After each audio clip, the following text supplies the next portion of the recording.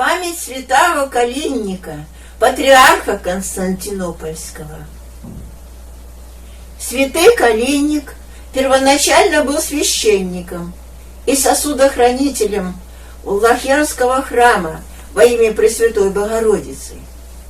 Когда же патриарх Павел отошел ко Господу, святый Калинник был возведен на патриаршеский престол.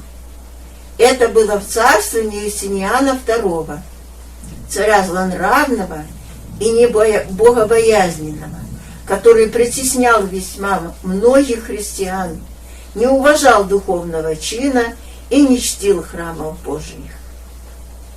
Сей царь строил для себя большой Творец и прекрасный, который хотел назвать своим именем.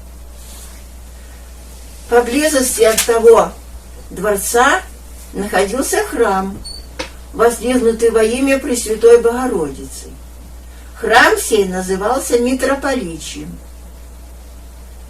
Так как одну из стен дворца, строившегося по приказанию императора Юстиниана, нужно было вести мимо упомянутого храма, то император задумал разрушить его, дабы храм не был помехой воздвигаемому дворцу.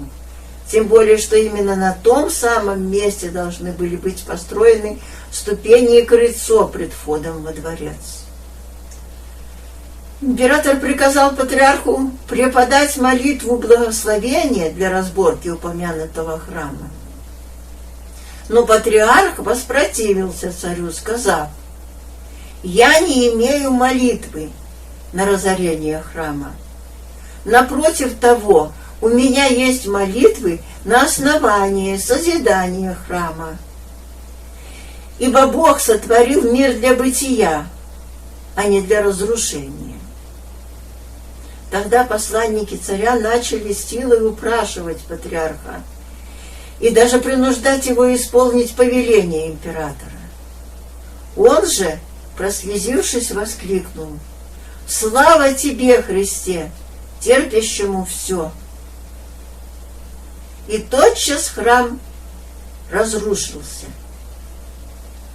Спустя непродолжительное время по праведному суду Божию и самого царя постигло разорение, ибо он был с бесчестием изгнан из своего царства, а выстроенный им дворец стал жилищем других. Совершилось все это таким образом. Когда император узнал, что жители Константинополя ропщут на него, так как не любили его за частые притеснения и за беззаконную жизнь его, и услышал, что в городе все дурно отзываются о нем, то преисполнился гнева и ярости на весь город. Потом приказал патрицию воеводе Стефану, мужу жестокому, без милосердия пролившему кровь человеческую, родом Персу, скрытно от всех приготовить вооруженных воинов и в ближайшую ночь неожиданно напасть на благороднейших граждан и умертвить их всех без пощады.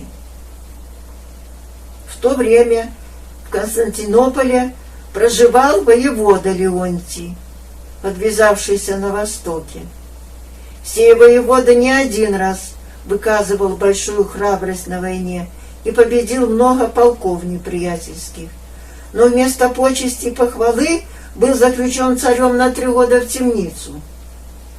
В это время он только что был освобожден от темничного заключения.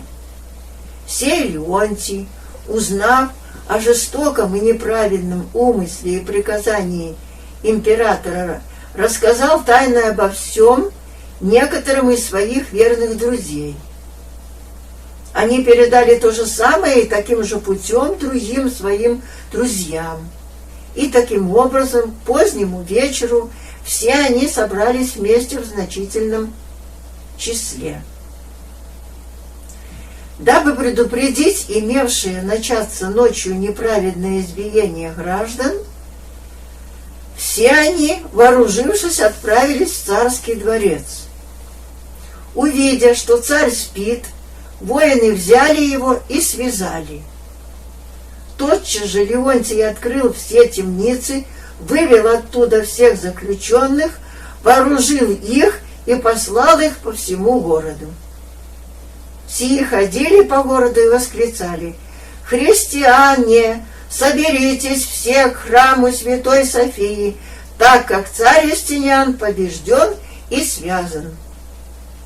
Услыхав об этом, все отправились в храм с великою радостью, говоря: «Сей день его же сотвори Господь, возрадуемся и возвеселимся вонь». Когда наступил день, Леонтий вывел царя, связанного на то место, где обычно бывало конское расстание. В присутствии всего народа, собравшегося к тому месту, он отрезал нос царю и отправил его в Херсонес, в заточение. С тех пор Юстиниан и был прозван Корконосым. Жители же Константинополя тотчас провозгласили царем Леонтия на царство. Венчал его святейший патриарх Калинник. Леонтий пробыл на царстве 3 года. Потом он был изгнан из царства воеводою Апсимаром. Его воины избрали в императоры и назвали Тиверием III. Апсимар, взяв Леонтия, отправил его на заточение в монастырь Далматский. Ансимар царствовал 7 лет. В это время Юстиниан, Корконос, бежал из Херсонеса, а с заточения направился сначала к хазарам, а потом к болгарам. Собрав у болгар большую воинскую силу, Юстиниан направился к Константинополю и остановился у Золотых ворот. Численность его войска была столь велика, что оно доходило до Влахерны. Юстиниан стоял здесь 3 дня и предлагал жителям Константинополя снова принять его к себе на царство. Но жители Константинополя выразили ему порицание и брань. Между тем Апсимар, испугавшись Юстиниана, пришедшего на него с великим войском, убежал в Аполлонию. Тогда Юстиниан отправил послов к святейшему патриарху Калиннику и ко всему Синклиту, умоляя принять его и клятвенно обещая никому не причинять никакой обиды. Патриарх и Синклит после совещания предложили Юстиниану облобызать честный крест Господень, святое Евангелие и пречистые тайны тела и крови Христовых. Дабы лобзанием сим он подтвердил свою клятву. Именно, чтобы не мстить никому за свое прежнее изгнание, Юстиниан подтвердил таким образом клятву свою. Тогда жители Константинополя открыли для него городские ворота и приняли его с честью. Царь же, войдя с воинами в город и получив царство, тотчас же нарушил свою клятву окаянную и начал умерщвлять многих из лиц, состоявших в Синклите, а также и прочих именитых граждан. Потом приказал привести из обители Далматской Леонтия, изгнавшего его. Также его воины взяли и Апсимара в Аполлонии и привели к нему. Он приказал обоих связанных провести с бесчестием среди города. Потом повелел привести их к себе на место конского пристанища. Когда они были приведены и брошены у его ног, он наступил ногами на шеи их и попирал главы их. Воины же его громогласно взывали: «На аспиде Василиска наступиши и попереши льва и змея».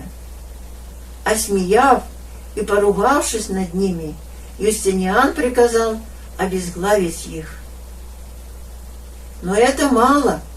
Юстиниан наполнил кровью весь город, непощадивый народ. Потом, взяв святейшего патриарха Калинника, выколол ему глаза, отрезал нос и язык и послал на заточение в Рим, приказав его здесь замуровать в стене каменной. Повеление царское было исполнено, и святаго Калинника замуровали в стене. Но через 40 дней заграждение отпало, и святой Калинник оказался еще жив, хотя едва дышал. Через 4 дня святый отошел к Господу. В это время папе римскому Иоанну VI в сонном видении явились святые верховные апостолы Петр и Павел и повелели похоронить с честью тело святого патриарха Калинника в их апостольской церкви. Папа исполнил приказание святых апостолов. Клятве преступник и мучитель император Юстиниан Карконос не избежал праведного суда Божия. Не вынося его бесчеловечных притеснений, граждане и военачальники составили против него заговор и, выбрав удобное время, напали на него и отсекли ему голову. Так погиб нечестивый злой смертью святитель же Христов Калинник, сподобился венца мученического во царствии Господа нашего Иисуса Христа. Святитель Калинник, патриарх Константинопольский, моли Бога о нас.